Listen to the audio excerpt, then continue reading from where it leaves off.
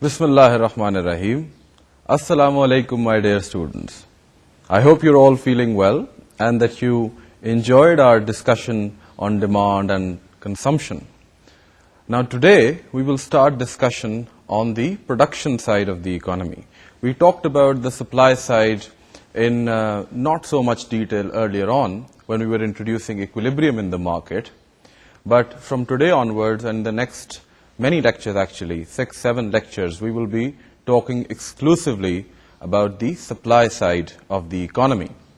Now, because all of us are consumers, whether we are students or children and whatever, so many of the concepts that were introduced in our study of consumption were familiar to you. But because the supply side of the economy involves firms and manufacturing facilities and concepts that some of you might not be familiar with because you're still studying, right? You're not producers per se. Therefore, we'll try to focus a lot on the concepts and the intuition, and then we will try to spend some time on the mathematics and the numerical aspects of what we will be discussing. Now, if you remember, all our discussion in the context of demand and consumption assumed that the consumer that we were dealing with, that is you, myself, or any consumer out there, was a rational consumer. And what the consumer tried to do was to maximize the benefit that he could get out of making any consumption decision relative to the cost that he would incur. And remember that the benefit any consumption of any good or a bundle of goods, whereas the cost is the price he pays for those goods. And a rational consumer would weigh the benefits, that is the utility that he gets, against the cost, that is the price that he pays, and choose the consumption bundle which maximizes the net benefit. Now, we introduced two approaches to understanding how consumers would in reality make a decision on what combination of goods to consume. We introduced the marginal utility approach and we introduced the indifference curves approach. Now, believe it or not, but the production side of the economy also can be understood or analyzed using these two approaches. So, before we get into that, let's try to do what we did for the demand side of the economy, that is to develop our understanding of a background to supply. What actually is happening to firms, how firms are making their decisions regarding supply or what they want to produce and how they want to produce it. Remember these questions that we introduced very early on in the course.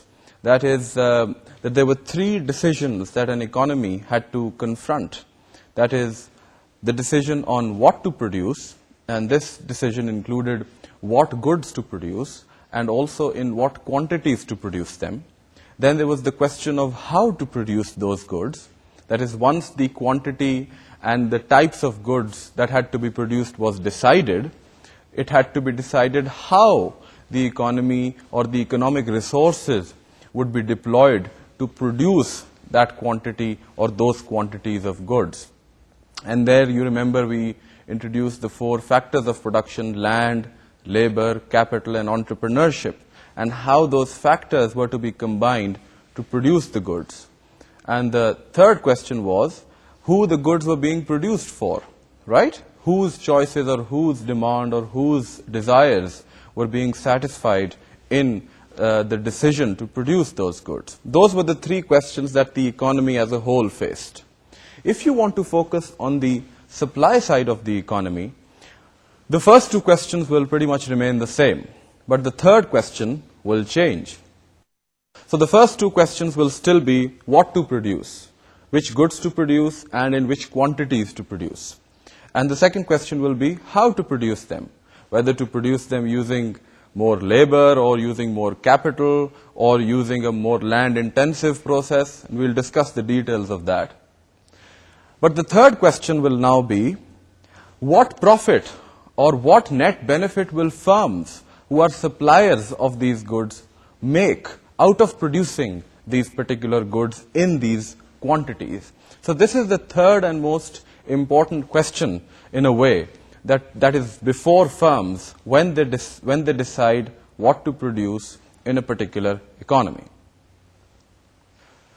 Now, when firms are deciding on what to produce and how to produce, they're obviously interested in the profit that they will be making. This is what we just said. But firms are affected by the environment that they operate in, by the circumstances that they operate in. I will define the term firm in a little while as well, but assuming you understand what it means, let's think of a situation in which a firm is the only firm producing a particular good. So let's say in Pakistan it's the Pakistan Steel Mills, which is just a sole steel mill producing the steel requirement for the whole of the country, right? So it's one producer. That's the case of a monopoly. Mono means one, and poly obviously comes with it. So that's the case of monopoly. But then there could also be a case where there are a lot of firms producing the same good. And so you could have the case of perfect competition in which there are a number of firms producing the same good, and therefore the market price is not determined or determinable by any single firm. That is, any single firm does not have a bargaining power or price setting power vis-a-vis the consumers. So obviously, the decisions that a firm makes regarding the prices that it will charge or the quantity of goods that it will produce depends critically on the market structure that it operates in. Whether it's a monopoly, whether it's perfect competition, whether it's imperfect competition, whether it's oligopoly, these are the four major categories. So we will need to address how a firm responds to these different market structures, and we will do it once we have discussed the rudiments of the supply side analysis. What we will do in this lecture and in the next lecture, however, is focus on the other question which is important for the firm. That is, what goals the firm has for itself. So that's the other thing which affects pricing and quantity decisions by firms. And this question of what goals a particular firm might have relates to the different theories of the firm that are out there. The traditional theory obviously says that a firm tries to maximize its total profits. So T pi here stands for total profits. Pi is a symbol for profits. Note that we don't use P as a symbol for profits because that's already taken up by price. So P, whenever you see P in economics, it stands for price, usually. And when you see pi, it usually stands for profits. And profits, as you know, are defined simply as total revenues minus total costs. But we'll come to details of this in a little while. There are other theories of the firm as well. Some people say that, and have argued convincingly, that firms do not try to maximize profits. What they in fact try to do is to maximize sales growth. So there are some firms who would want to expand their market share, their share of the market. So they'd like to capture as many consumers as they can. And once they've made a lot of consumers loyal to their product, then they can decide on what price to charge and what quantities to sell. But first of all, firms usually focus on sales and not on profits. There is also the theory that firms might want to maximize the likeliness of the environment for its workers. So firms might want to create ideal working environment for its employees, for the owners of the firm. There's also the theory that some firms' objective is to push other competitors out of business. So if there is a very aggressive firm, it might set its goal as putting somebody out of business and not just profit maximization. So in trying to do that, it might cut its prices in order to get more customers and drive its competitors out of business. So there are all these rival theories of the firm. And I think in reality, or most of the time, it's a combination of different goals that any one firm would pursue. It's not just a single objective that any firm would target. It's a combination of different objectives, and it depends on the circumstances, the view that the owners of the firm have as to which objective will get more weight. But if economists were to decide on any one objective which would be common, which would at least appear in the decision, the consideration decision of all firms, it would have to be profits. And that is why the traditional theory of the firm, not only because it's very powerful, but also because it applies to almost all the firms that are out there. So every firm will give some importance to the profit that it makes. Whether that weight is 5% or 10% or 100% can vary. But at least the total profit figure that any firm earns will be an important consideration for any particular firm. Now, given that a firm considers the profits that it makes important, let's try to understand what drives a firm's profits. Now, in the formula that I just showed you, you saw that total profits were simply the difference between total revenues and total costs. That's elementary, obviously.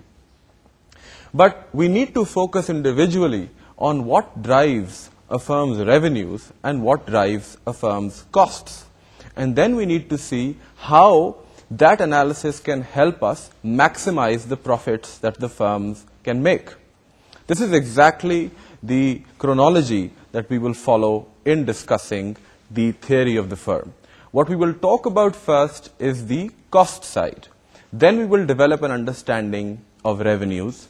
And finally, we look at profits and how they can be maximized. So today's discussion and the next two lectures will be devoted to understanding what costs are, what are long-run costs, what are short-run costs, and how they affect the decision to produce by firms. Now, I've been using the term firm, F-I-R-M, very frequently, right, in the last few minutes, assuming that most of you understand what a firm means. And I think I said something about it in the first lecture as well. But just to do a little recap, let me remind you that a firm can take any form of organization. A firm is any organization or any organized form of production in which somebody or a collection of individuals is involved in the production of goods and services. So a bank is an example of a firm which is involved in the production of services, banking or financial services. Then a steel mill is an example of a firm which is involved in the production of steel. Similarly, you could have a person who sells ice cream on a bicycle. Even that person individually is an example of a firm. He's selling ice cream, so he's involved in the production or delivery of ice creams. A person who polishes shoes or who makes rotis on a tandoor, they are all examples of firms. If some of you have read accounting, then you would recognize immediately the three types of firms that are introduced there. A firm can be a sole proprietorship, that is a one-man firm. It can be a partnership in which there can be two or more partners who are involved in decision-making. And thirdly, it can be a limited company. It can be a public limited company or a private limited company. But all these are examples of the firm, and it's important for you to understand them.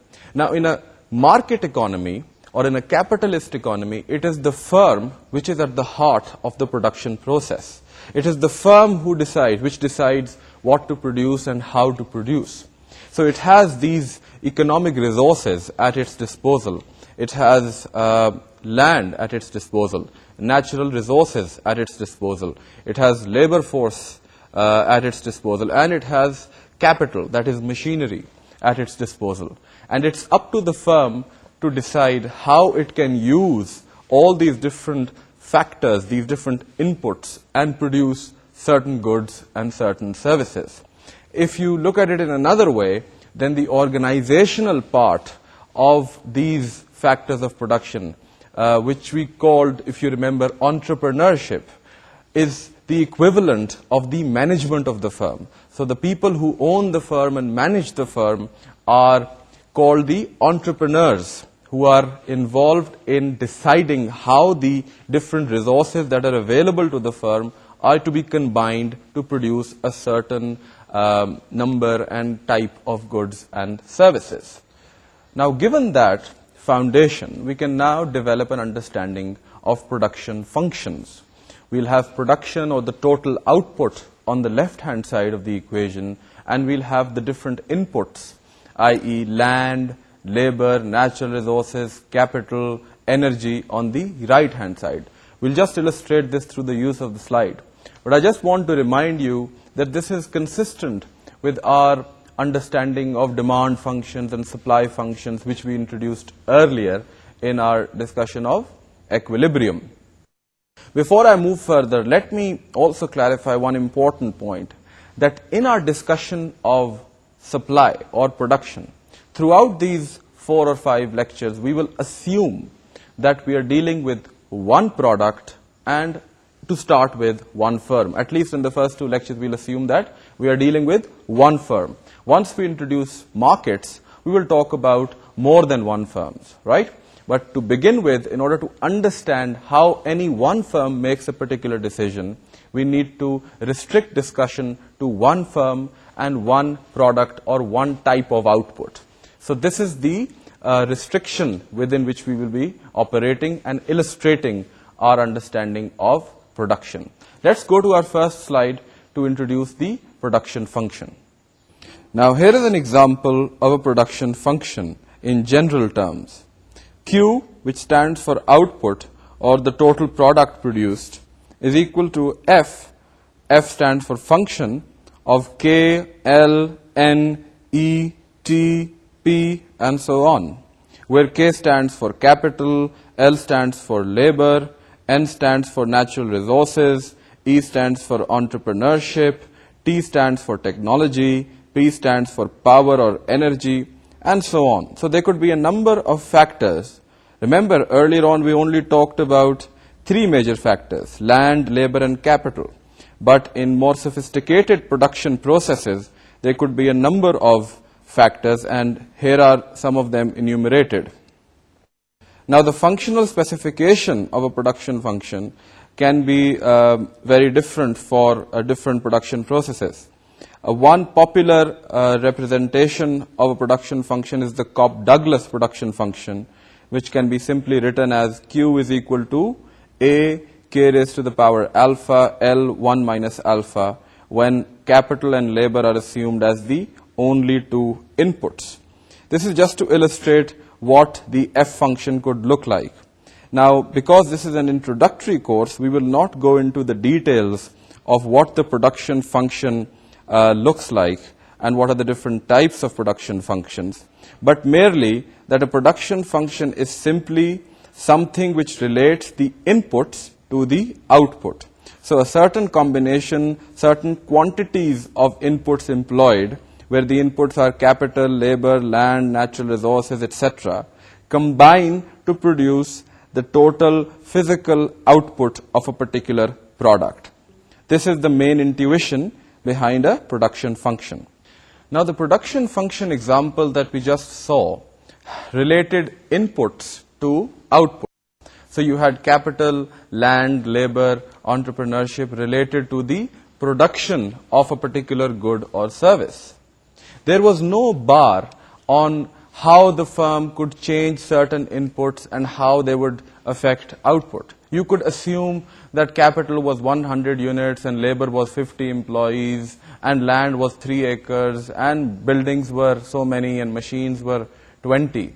And then you could think of another combination in which, let's say, capital was 500 units and labor was 200 people and something like that, right? But in practice, firms have to play with limited amount of capital, limited number of labor, limited land, and they can't arbitrarily change the quantities or the combinations of these different inputs that they are using.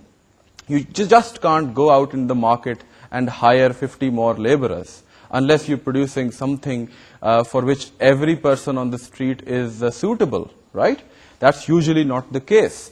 A bank, if it wants to hire more employees, can't hire 50 more people to work in the bank overnight. It takes time. So time is an important factor which plays a role in how firms change the combination in which they use inputs to produce a certain quantity of the good or service that they are producing.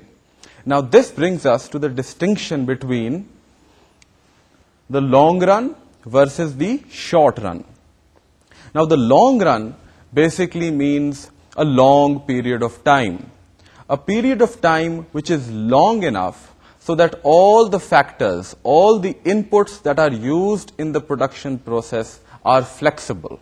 That is, you can buy more land in the long run, you can build new plants in the long run, you can hire however much more labor you want to in the long run, you can get more capital, machinery in the long run. So there is no bar on what the factors or what the quantities of factors you can employ in the long run. So the long run basically says when you have a long horizon or a long period of time, and that allows the firm sufficient flexibility to use whatever combination of inputs it wants to employ. Now this contrasts with the short run. And in the short run, which could vary from 1 day to 6 months to 2 years for different firms, and we will come to examples of this. But the main thing which is common to all of these, that is that you can have certain factors which are not changeable, which are not flexible, right? So if you, let's say, are building bicycles and you've set up a small building, and in there is a plant and there are certain machines and there are certain laborers working on the production of bicycles, and suddenly the demand for bicycles goes up, then if you want to increase your supply, increase your production, can you overnight double or triple your production? No, it's not possible. Can you do it in 2 months, 3 months? Possibly, but it's unlikely, because the production of bicycles is limited not just by the amount of labor that you have, but also by the space that you have, right? And it's very difficult to think about opening a new bicycles factory overnight. So perhaps you can try to hire more labor to work overnight for you, right? To work overtime, and then you can pay them extra wages. Perhaps you can get more raw material, you can get more steel, you can use extra energy, so you can increase your consumption of power which runs your plant. But you can't build another plant, you can't buy another building and start bicycle production in that new building overnight, or in 2 months or 6 months. It's not feasible. And this is where the short run comes in. The definition of the short run is that it's a period of time in which at least one of the inputs, one of the factors of land, labor, capital, natural resources is fixed or is not changeable. So if you have a production process which only uses capital and labor, then you could assume that capital is fixed, whereas labor is flexible. So this would be an example of a short run scenario in which one of the factors is fixed and the other factor changes. Remember that in the long run, all the factors, all the inputs are variable. They can all change, they can be increased and decreased. Now let me try to improve your understanding of the long run and short run by the use of 2 examples. I gave the example of bicycles. Now I'm going to give you the example of airlines. Let's say there is an airline which has aeroplanes taking passengers from one destination to a number of other destinations. And suddenly the demand for air travel increases, right? Now, what can the firm do in order to meet this increased demand? Because obviously you want to carry more passengers so that you can make more revenues per passenger and so that you can increase your profits. What can it do? Well, in the short run, what it can do is that it can use up any remaining or empty spaces in its airliners. So if it has some empty spaces in a Boeing or an Airbus aircraft, then it can use those to meet the new extra demand. If, however, the aeroplanes are already full, then what can it do? Well, then it can try to add some seats to its aircraft, right? There are ways in which 2 seats can be made into 3 seats. There will be smaller seats, but there will still be more seats and you will be able to carry more passengers. That's one option. The other option is to have more flights. So they have more frequent travels between different destinations, right? So if you're flying from Lahore to Karachi twice a day, you might want to do that 4 times a day in order to carry more passengers. Now, these are options that are available to the airline in the short run, right? Why is it not the long run, or why is this different from the long run? Because we've assumed that the number of aircraft that the airline has is fixed. So at least one factor is fixed, and therefore we are operating in the short run realm or the short run context. Now note that we've assumed that the number of aircraft are fixed. Why is the number of aircraft fixed?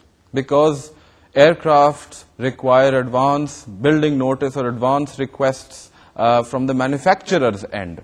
So if you want a new aircraft, you will probably have to inform Boeing or Airbus or whoever the airline manufacturer, the aircraft manufacturer is, well in advance, at least 3 to 5 years. So if you're suddenly faced with a surge in demand or an increase in demand, you can't just go out and get a new aircraft off the shelf or off the market. It takes time. If there are spare aircraft, or if some other airline is selling an aircraft, then indeed you can acquire new aircrafts. And sometimes this does happen. But usually, in a situation where demand is rising, it is unlikely that you will find new aircraft available in the market for purchasing. And therefore, you will technically or reasonably have to wait for 3 to 5 years in order to acquire a new aircraft or increase the number of aircraft in your fleet. Now, given this situation, we can understand the difference between the long run and the short run a little bit better. That for the aircraft industry, the short run is from anywhere between 0 to 3 to 5 years, whereas the long run is any period beyond that. Because from 0 to 3 to 5 years, you can't change at least one factor or one input, which is the number of aircraft in your fleet. Whereas after 3 to 5 years, all factors or all inputs are changeable and flexible. Let me give you another example. And this is to illustrate that the short run can be very different for different industries. So let's say that you have a mango producer, right? So what is the short run for a mango producer? A person plants trees, and then those trees grow up, and then you get mangoes as fruit from those trees, right? Now, a typical mango tree takes several years to grow to a height and grow to a health that it can bear fruit, right? It can be a decade, 10 to 12 years, 13 years. I'm not an expert on mango production, so I can't say exactly. But it can be a substantially long period. So now, let's say come summers, and there is an excessively high demand for mangoes. So what can the mango producer do? Well, it says, I can try to take care of my mango trees a little bit better so that all the mangoes that are grown can be harvested, and then I can sell all of them. You can do that.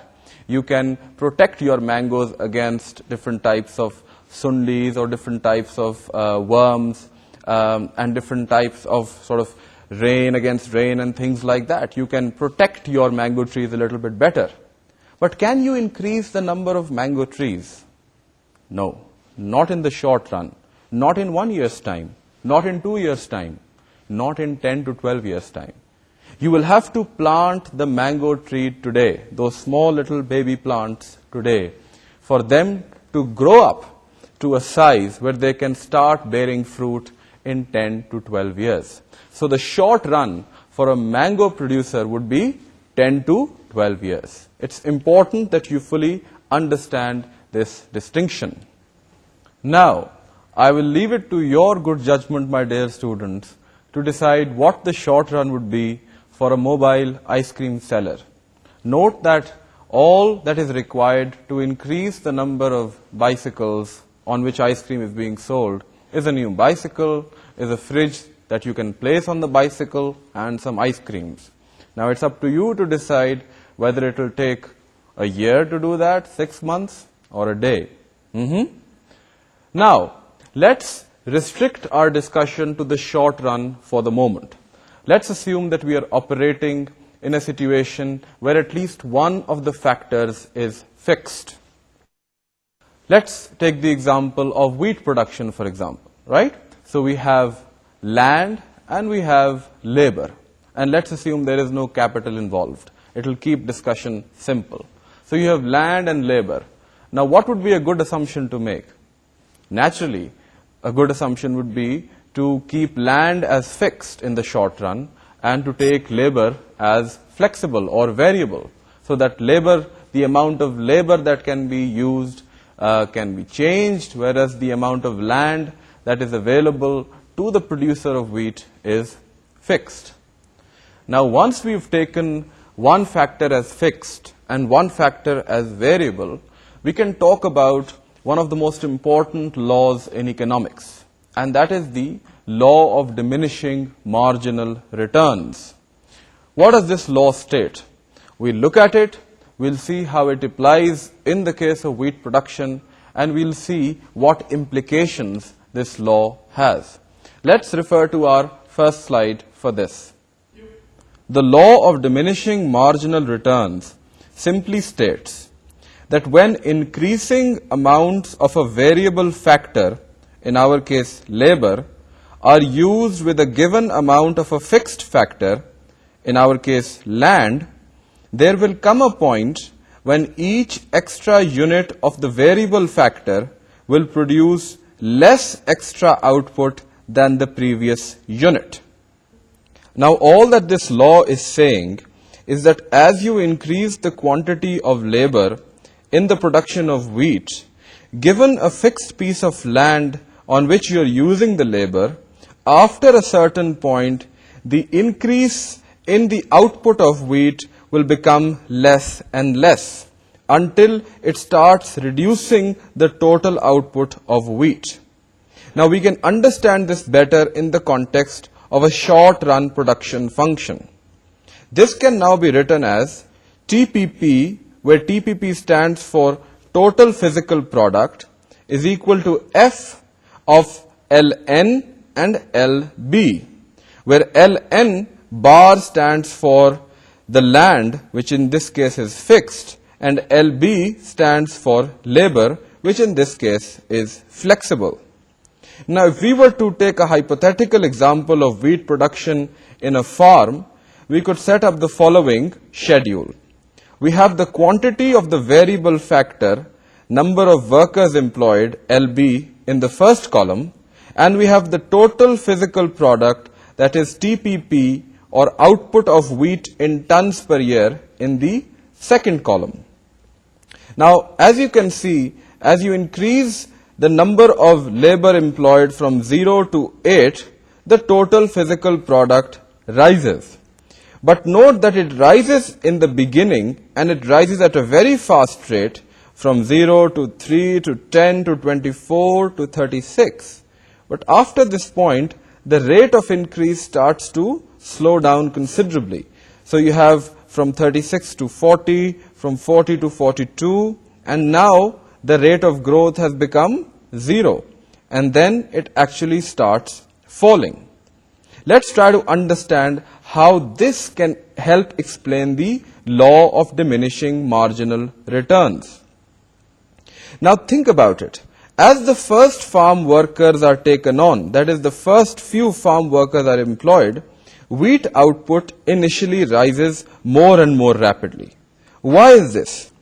Well, the assumption behind this is that with only 1 or 2 workers, efficiency is very low.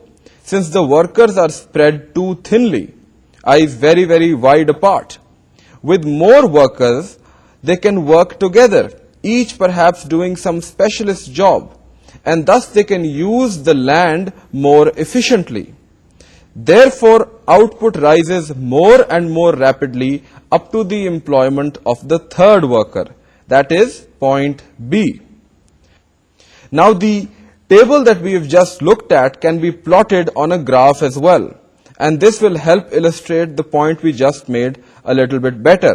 So we have TPP on the vertical axis, and we have the number of farm workers on the horizontal axis. Now, as you can see, the curve that we get is an upward sloping curve, right, with initially the slope increasing and eventually the slope falling, till the point that we actually get a turning point after D, that is total physical product starts declining after point D. Now let's come back to point B. After point B, diminishing marginal returns start to set in, that is, start to show up. Output rises less and less rapidly, and the TPP curve correspondingly becomes less steeply sloped, that is, it becomes flatter. When point D is reached, wheat output is at its maximum, that is, the land is yielding as much as it possibly can. So the maximum limit has been reached. Any more workers employed after that are likely to get in each other's way. That is, the field will get too crowded. There will not be enough space for the other workers to do their job properly. And therefore, the presence of additional workers will not add to the total output of wheat, but will subtract from it. Thus, beyond point D, output is shown as falling. That is, 8 workers produce less than 7 workers. Now let me try to illustrate the law of diminishing marginal returns to you through an example which might be more familiar to you. तो चलें एक तनूर की बात करते हैं.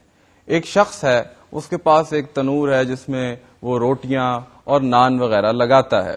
ठीक है, उसके पास एक शख्स है जो तनूर के अंदर रोटियां लगाता है. अब वो शख्स सोचता है कि मैं कुछ और लोगों को इस्तेमाल करूं ज्यादा रोटियां लगाने के लिए. तो वो क्या करता है कि वो एक और शख्स को बाजार से हायर करता है और वो कहता है कि भी तुम मेरे साथ इस शख्स के साथ रोटियां लगाओ. अब वो 2 रोटियां बनाना शुरू कर देते हैं. एक जो होता है वो पेड़े बनाता है, दूसरा जो है वो उन पेड़ों को उस थापी पर लगा के तंदूर के अंदर लगा रहा है. और इस तरह रोटियां बनने की स्पीड बढ़ जाती है. पहले जहां 5 रोटियां निकलती थी 1 मिनट में, या 5 नान निकलते थे, अब 10 निकलना शुरू हो जाते हैं. फिर वो कहता है कि यार 1-2 बंदे मैं और लगा लेता हूं, तो 2 बंदे का इजाफा और कर लें इसमें, तो जनाब अब 2 पेड़े बनाने वाले और 2 रोटियां लगाने वाले. तो अब जो स्पीड थी वो 10 से 20 हो जाती है. 20 तो नहीं हो सकती, 12-15 कह लें. लेकिन as you increase the number of people, जैसे जैसे आप लोग बढ़ाते जाएंगे, 4 से 5 हो गए, 5 से 6 हो गए, थोड़ी देर बाद जगह खत्म हो जाएगी तनूर के इर्द गिर्द. वो लोग कहां बैठेंगे, बल्कि वो एक दूसरे के रास्ते में आएंगे. वो यहां रोटी लगाना चाह रहा होगा, वो पीछे उसका हाथ ही पीछे नहीं जाएगा. वो दूसरा पेड़े बनाना चाह रहा होगा, तो वहां कोई जगह ही नहीं होगी. तो after a while the addition to the work force will become counterproductive. The total product, which in this case is the number of rotis or naans being produced in a minute, will start falling after the optimal level of workforce has been achieved. So if the optimal level in this case is 4 or 5, if you start cramming more people in your tanur, let's say 6, 7, 8, it will not add to your rotis or naan production. It will only subtract from it. So this is a very simple and very commonsensical and a very powerful law in economics, the law of diminishing marginal returns. And it is also one of those few laws which has remained fairly unchallenged over time. Now, in order to understand the supply function a little bit better, or the production function a little bit better, let's try to understand two very important terms, which is the average physical product and the marginal physical product. We've already been talking about the law of diminishing marginal returns. So if you've followed the discussion in utility analysis and marginal utility analysis properly, you should have guessed that when we talk about marginal returns, we are basically talking about marginal physical product or marginal output. The average physical product is simply the total product produced at a certain level of input employment divided by the number of inputs that have been employed, right? So if the total output of rotis, let's say, is 100 in 1 hour, and the total number of people working in the production of rotis is 4, then the average physical product would be 25, 100 divided by 4. Whereas the marginal physical product will be the additional output that hiring an additional worker will produce. So if 3 workers are producing 75 rotis, but after you add the 4th worker, the number of rotis produced increases to 100, then the marginal physical product will be, yes, 25, which is basically 100 minus 75 whole divided by 4 minus 3. That is change in output divided by change in input. Now let's see what the relationship between these two terms is. Let's illustrate this through a slide. Now the relationship between average and marginal physical products is quite simple. If the MPP, that is the marginal physical product, equals the APP, that is the average physical product, the average physical product will not change. Secondly, if the marginal physical product is above the average physical product, the average physical product will rise. Thirdly, if the MPP is less than the APP will fall. Let's use the example of a cricketer who scores the following number of runs in 5 successive innings. So in innings 1, he scores 20 runs. In innings 2, he scores 20 runs again. In his 3rd innings, he scores 50 runs. In his 4th, he scores 10 runs. And in the 5th, he is out for a duck. Now, if you tabulate the total runs after, the cumulative total runs after all of these innings, you will get the following figures. After the first innings, it will be 20. After 2 innings, it will be 20 plus 20, that is 40. After 3 innings, it will be 20 plus 20 plus 50, that will be 90. After 4, it will be 100. And after the 5th, it will again be 100. Now, if you tabulate the average physical product or the average runs that he scores after each innings, they will be as follows. After the first innings, you will have 20, which simply comes from dividing the total runs by the number of innings. So it's 20 over 1. After 2 innings, it will be 20 again, because you've simply divided 40 by 2. After the 3rd innings, it will simply be 30, which is 90 divided by 3.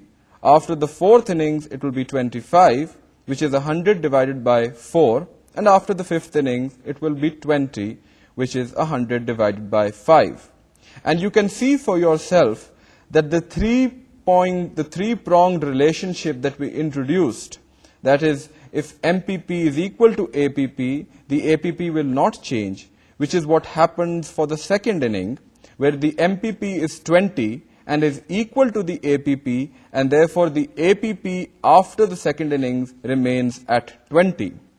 Then the second law, which was if the marginal is above the average, which is the case for the 3rd innings, so you score 50 runs there, and you see that the APP does rise from 20 to 30. And similarly, the 5th inning and the 4th inning scores bear out the 3rd point. That is, if the MPP is below the average will fall. Now, let's complete our earlier table, which we developed in the context of wheat production from a farm, and enrich it by using APP and MPP calculations. As you can see, the APP calculation is shown in the third column. So you have the APP originally 3, rises to 5, 8, 9, and then starts falling to 5 when the number of workers is 8. Similarly, you have the MPP, which is originally 3. 3 is the MPP corresponding to the increase from 0 to 1. Then from 1 to 2, it is 7. Then from 2 to 3, it is 14, until it becomes minus 2 for the 8th worker. That is from the jump from the 7th to the 8th worker. We can plot usefully this information on two graphs. One is a TPP graph which is plotted against the quantity of the factor employed, that is workers. So you'll have number of workers on the horizontal axis and TPP on the vertical axis.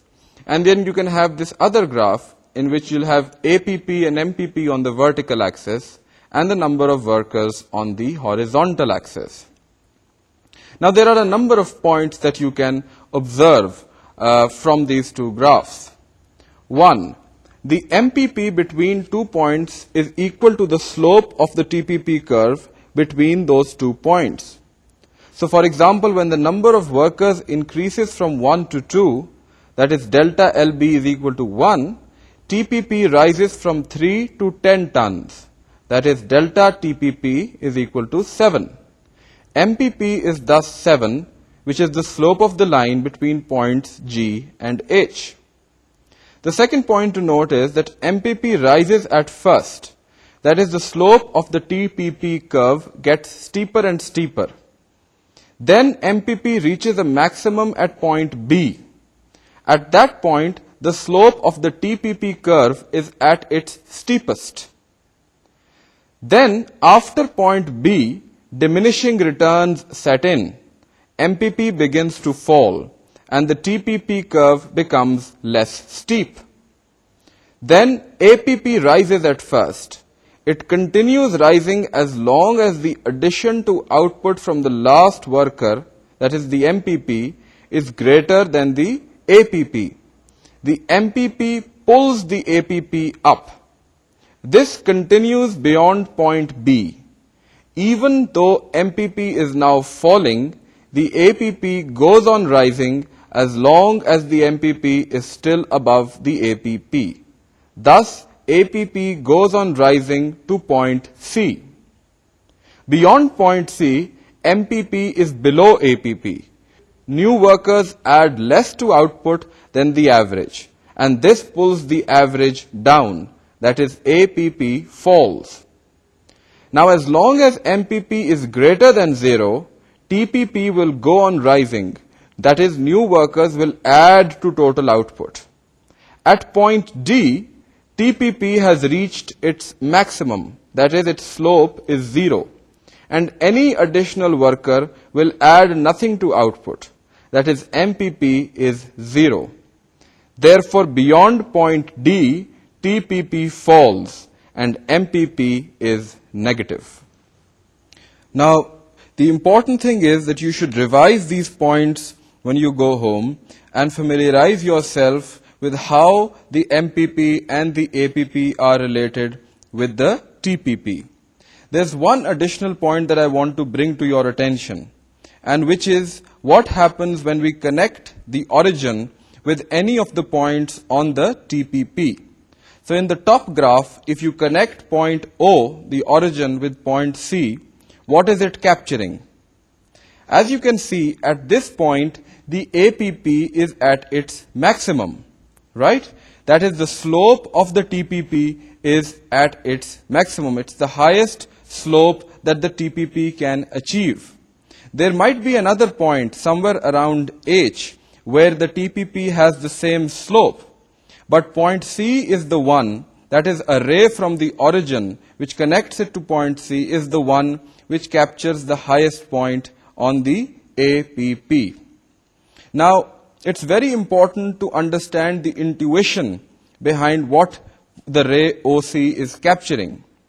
If you are in the context of a macroeconomy and you have total wheat production on the vertical axis and the total workforce or the population on the horizontal axis, then the point C will give you the point at which the per capita wheat consumption or production will be maximum.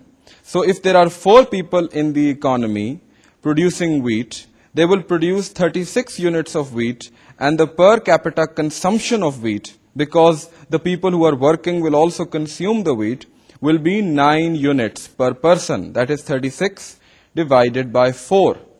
Now you can automatically imagine the impact of an increase in the population growth rate or in the population per se.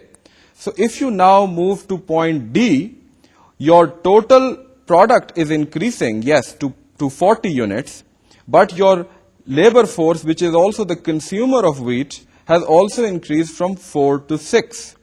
And what will happen to your per capita wheat consumption?